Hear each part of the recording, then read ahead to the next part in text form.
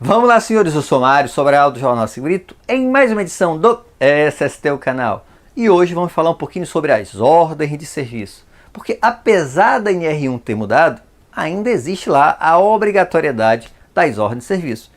E lá no seu artigo 157, lá da CLT, lembra que as NR1s, elas batem continência para quem? Para a CLT. E lá vai estar escrito o seguinte, olha, cabe às empresas instruir os empregados através de ordens de serviço quanto às precauções a tomar no sentido de evitar acidentes do trabalho ou doenças ocupacionais. Então esta obrigatoriedade continua lá da CLT.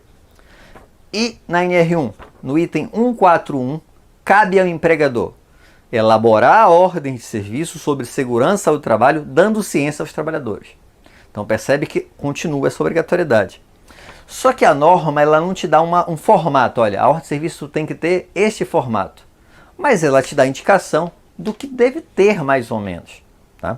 Então bora lá. Primeira coisa que tem que ter numa ordem de serviço, a descrição da atividade. É importante você indicar o que o trabalhador faz. Então, por exemplo, tem um pedreiro, qual a descrição dessa atividade? Mas você deve estar pensando, onde eu pego essa informação?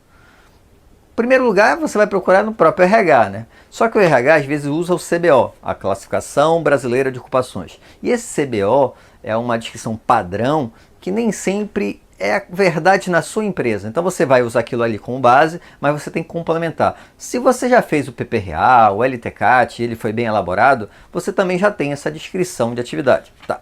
Então, tem a descrição da atividade. O segundo passo são os riscos da atividade. Então, aquele trabalhador está exposto a quais riscos da atividade diretamente dele. E aí você usa como checklist os riscos físicos, químicos, biológicos, ergonômicos de acidente. Então, quais desses riscos esse trabalhador estão expostos? Aí você vai lá fazer o levantamento. Depois, você vai verificar os riscos gerais da empresa que aquele trabalhador está exposto, que é diferente. Então, por exemplo, eu trabalhei numa empresa, para servir de exemplo, eu trabalhei numa empresa que nos fundos da fábrica tinha um produto químico que se ele chegasse a uma determinada temperatura, ele poderia explodir. E o que acontece? O meu trabalhador que estava lá no administrativo, que poderia ter apenas riscos ergonômicos relacionados diretamente à atividade, ele também estava exposto ao risco de explosão. Não por causa da atividade direta dele, mas por causa de um risco da organização como um todo. Então é importante que seu trabalhador saiba quais são os riscos gerais que ele está exposto. Tá. Depois, quais são os procedimentos de segurança que ele tem que seguir. Então, você vai explicar também quais são esses procedimentos. E quais as medidas preventivas existentes. Então, os equipamentos de proteção coletiva, os EPIs, as medidas administrativas gerais, o que tem de controle na tua empresa para proteger esse trabalhador. Ele também tem que saber isso. Quais são os treinamentos obrigatórios. Então, por exemplo, ele é um eletricista, ele tem que ter a NR10, e ele tem que saber disso. Ele trabalha lá na subestação, ele vai ter que ter CEP, né? Sistema Elétrico de Potência. Então, essas informações também vão estar na sua ordem de serviço. Quais são as penalidades dele não seguir os procedimentos e as orientações da empresa.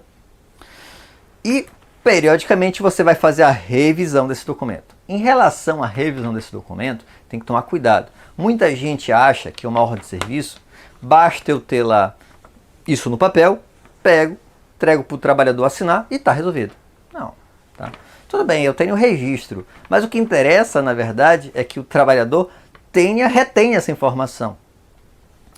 E você ter feito isso não significa que ele reteve a informação. Ah, professor, fiz minha parte. Não, não fez. A tua parte é fazer com que esse trabalhador retenha a informação. Você mesmo já assistiu várias aulas com vários professores, e tem professor que você não lembra nem da cara. Tá? Que você não reteve a informação. Isso acontece com todo mundo. E para isso, para reter essa informação, você teve que rever de novo, estudou novamente, viu outro livro, viu outro vídeo, outra coisa, outro professor, até que reteve. Então, com o trabalhador é a mesma coisa. Não necessariamente ele vai reter essa informação na primeira vez que você apresentar para ele.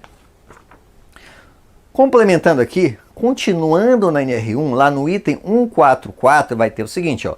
Todo trabalhador, ao ser admitido ou quando mudar de função que implique alteração de risco, deve receber informações sobre.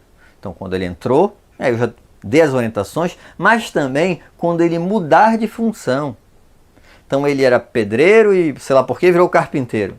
Eu preciso orientar ele, eu preciso fazer essa ordem de serviço, explicar os riscos, as medidas de controle e tudo mais. Isso nem sempre é feito. E por fim, vai estar lá no item 41441, as informações podem ser transmitidas durante os treinamentos. Então, tem vários treinamentos na empresa, eu posso inserir essa informação em vários treinamentos, ou por meio de diálogo de segurança, os DDS, né? Documento físico ou eletrônico. Então, eu posso fazer pela integração, eu posso fazer pela internet, mas na verdade o ideal é fazer do maior número de formas possíveis. Lembra? Para ter mais impacto e para ser mais